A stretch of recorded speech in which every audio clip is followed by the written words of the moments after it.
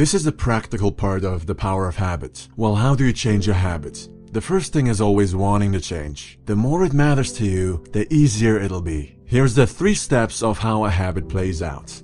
The cue is what reminds you or what makes you feel the urge to, say, smoke a cigarette.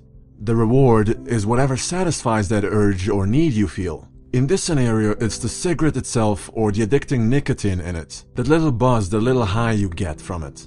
And the routine is the process of consuming that reward, like taking that cigarette box out of your jacket, picking out one of the cigarettes, maybe even smoking with a coworker on a 5-minute break, and taking that first hit. That's basically the cycle. The cue could be as simple as seeing someone else smoke, or as I said, one of your coworkers or fellow students asking you to join them for a smoke. This is where I see a lot of people become entrenched in it, when it becomes a social sort of ritual where the other person expects you to continue, and when you want to stop there's a lot of crap bucketing. Oh, I see, you think you're better than us, and you now stop seeing that person because they're not in your department or class, and maybe now you feel like you can't do that, and so you may even go with them, but you're not going to smoke, and then they ask you if you're sure with a cigarette sticking out of their box directly in your face, and of course you give in, because you haven't replaced any of these steps. You just stop consuming the reward. You stop the routine by not smoking, but you still do feel that urge, and a cigarette is still what would satisfy that need. So it's a damn tricky thing getting out of a bad habit. I truly recommend you stop smoking if any of you are not, and if not, then stay away from it. I've had friends who I would laugh with at that old joke of people saying, I can stop whenever I want, but I don't want to. And I'm only doing X on the weekend. And those very friends who laughed with me at those people became those people, got into not only cigarettes but went even further with drugs.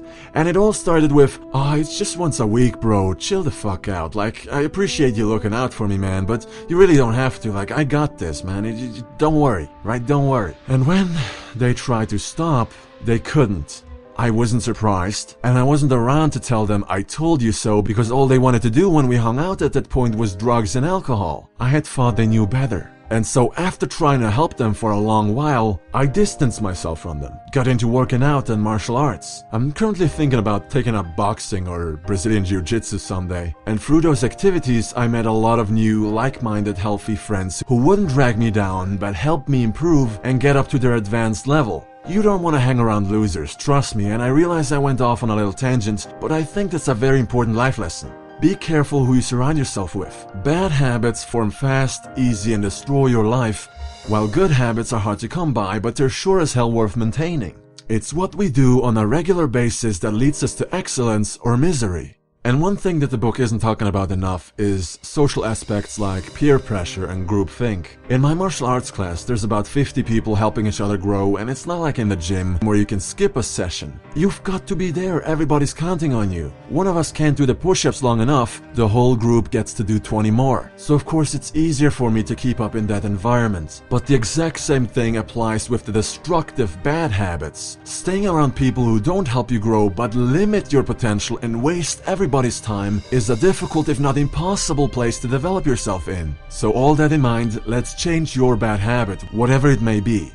The cue. Whenever you feel the urge for your habit, ask yourself what time it is, where you are, who else is around you, what you just did, and what emotions you are feeling. At least one of these is the cue for your habit. Look for consistencies to spot them when, say, wanting a cigarette, junk food, drugs, video games, porn, and what have you.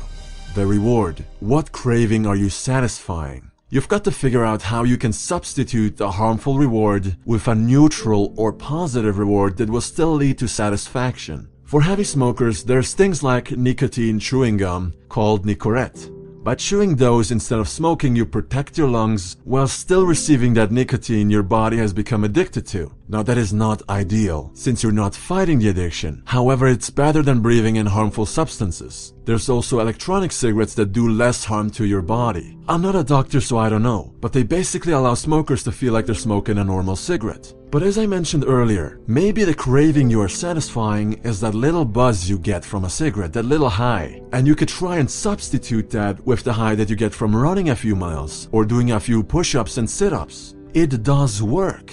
The routine. Once you have identified the cue and the rewards, you can insert a new routine. You choose an activity that is triggered by the old cue and delivers the old reward. In my example, the cigarette isn't the reward. The nicotine or the act of smoking or that little buzz is the reward.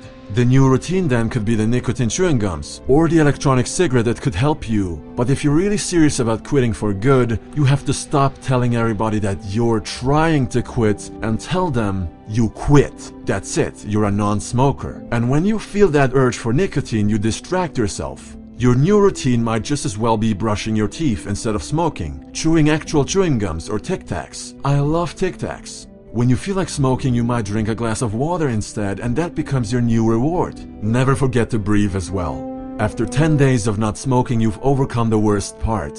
I, for example, like to keep track of my progress. For every workout exercise that I've completed, there's a tick. And after a few weeks of training, that plan looks pretty satisfying to me. You could print a calendar and cross every day you've gone without smoking. The longer that chain becomes, the stronger is your determination to keep it growing. I hope this has been helpful to you, even if you're trying to lose fat, stop masturbating, start working out, etc. I found a great flowchart that summarizes how to change a habit. You'll find it in the description box below, and as always, thanks for watching.